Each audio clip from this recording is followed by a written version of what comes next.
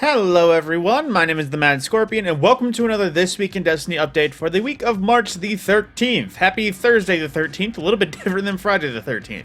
Now getting into it, just for the list of topics, on the very front, they of course address the elephant in the room, which being that with Tuesday and the launch of Act 2, the Right of the Nine event accidentally launched early. They did give a little bit of insight into how, and basically said in this end as a final note, just because activities and rewards were a bit early, you will be able to keep what you earned. However, they will be disabled, and the roles that you got will be reworked, as apparently some things broke rules in terms of what they can roll. The evidence they gave was incandescent or chill clip on something like a void shotgun. They will retain the rewards once Right of the Nine launches, but they will, of course, be changed and updated as they are appropriately addressed. Now, with the new act of Heresy, there is, of course, the variety of story to get into, the new Barrow Dyad catalyst as well, so that is essentially some of the stuff they talk about regarding Act 2. And there's more coming as well. Act 3 will be here in less than 3 weeks, because I'm assuming as soon as Act 2 ends, Act 3 will begin. Heavy Metal will be there, Right of the Nine, new event, as well as fan-favorite dungeons and weapons, like they mentioned before. Now, with Guardian Games class items, as many people know with past years of Guardian Games, you have to wear an event class item all for 3 weeks if you're willing to grind out the event, and that kind of throws some people's builds and stats off. With update 8.2.1 or 0.5.1 that arrives with week 2 of Guardian Games, everyone's Guardian Games class items will be upgraded to Artifice Armor for free, so with that you will be able to keep up your builds if they were Artifice Armor dependent. Now there is some tuning going on with PvP, which I will touch the head points they talk about. Snap Skating. Warlock Snap Skating is an unintentional movement technique that gives some players great advantages in map control and general movement during combat. While this can be enjoyable and fun to master, it presents some rough balance issues within the PvP space, not just 3v3 nodes, but 6v6 as well. Additionally, this is creating issues with readability of opponents mid-combat. Guardian bodies can become warped, stretched while skating, making it difficult to fight opponents in a future patch. They plan to address it. Now, closing time. The closing time perk grants some great stats when your mag is low, especially with enhanced special weapons. As players always spawn in with low special ammo for now, wink wink. These stat buffs are almost always on in the Crucible, making various weapons perform a bit too well in 1v1 combat. Zealot's Reward, as example, can hit some pretty far ranges thanks to this perk always on and its nature of its function. Plan to tune it in the future with special weapons in a future patch.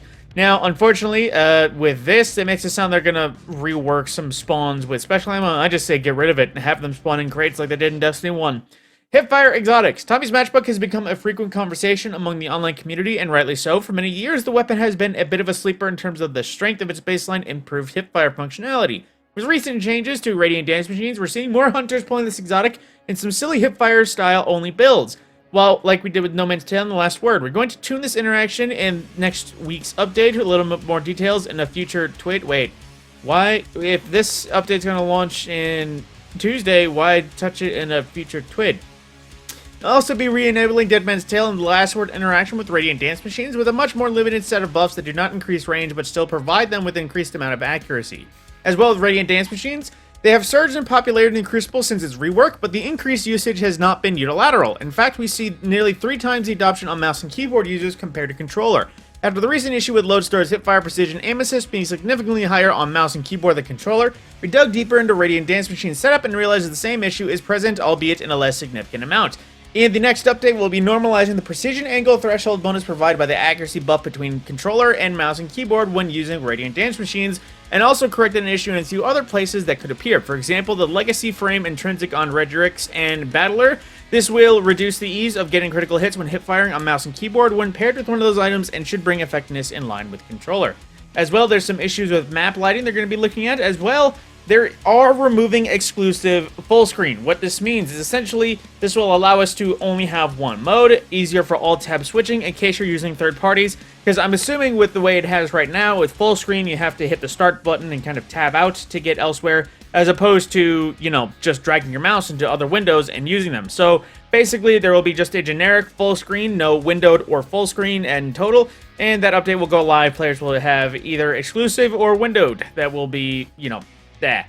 Then there is the announcement of the Shunder Doctrine show match, where regional teams had 2 hours to run it as quickly as they could. The winners are Special Hero, Quasar, and Irreverence, excuse me. Then, as well, moving onward, Guardian Games Rushdown Roulette. I guess there is a fun thing with this GIF where basically challenge modes, I'm just going to skip past that so you don't have to keep looking, but if you wish to pause that, screenshot it, or what, you can run some free challenge modes. There are team composition updates, which I think have to do with whatever event is going on with Rushdown Roulette, with a variety of teams from different locations in the world. Now, there is some new stuff in the Bungie store, per the usual, with events and stuff. There is the Guardian Games relevant stuff. And in case you're just keeping up with the seasonal stuff, this is the Willbreaker long sleeve t-shirt, which I actually will be picking this up, I think, just because it looks metal as hell. But then, at the same point, there is some other stuff available in the store. I believe a Dragon's Breath backpack, 9 backpack, just some other stuff in the Destiny store. And as well, they are celebrating Women's History Month with a emblem and rewards donations to associated charities. Next is the Bungie Bounty for Good of 2025, another case of donate to various charities. You earn a free emblem to represent that you did that. Then for the known issues list, for variety, some stuff that we've seen before. When speaking to a vendor, you can hear ambient dialogue. Ionic Sentry sometimes doesn't chain lightning to nearby enemies. Steps 6 and 9 of the Drowned Labyrinth quest are being auto-completed, or aren't able to be completed, period.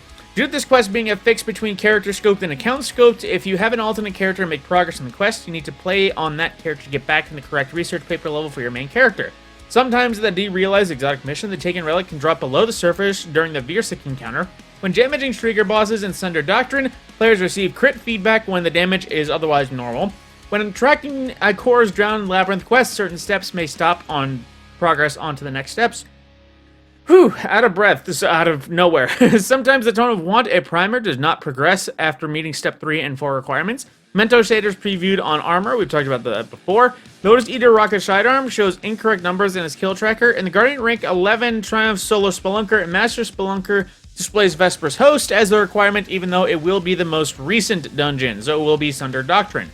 In regards to Guardian Games, Rushdown Completion Chest does not have a waypoint indicator.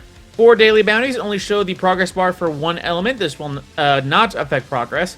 And the weekly milestone quest is partially cut off when viewed on the details screen. And lastly, Taking Flight is the name of the new holoship and exotic ship. This ship will also be renamed in a future update.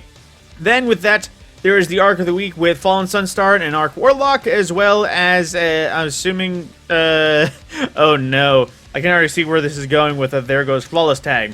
But aside from that, a nice, quick, and short, relevant wrap-up on a This Week in Destiny update. It's pretty just kind of in tune, basically saying what's broken, some things that will be adjusted here and there as the game goes on, and otherwise keeping updates with Guardian Games and things and the like. Simple enough TWID, but, you know, nothing really more for the future, more so just what's happening. You know, that's the update. With that, my name is the Mad Scorpion, I hope you enjoyed, and I will see you in the next video.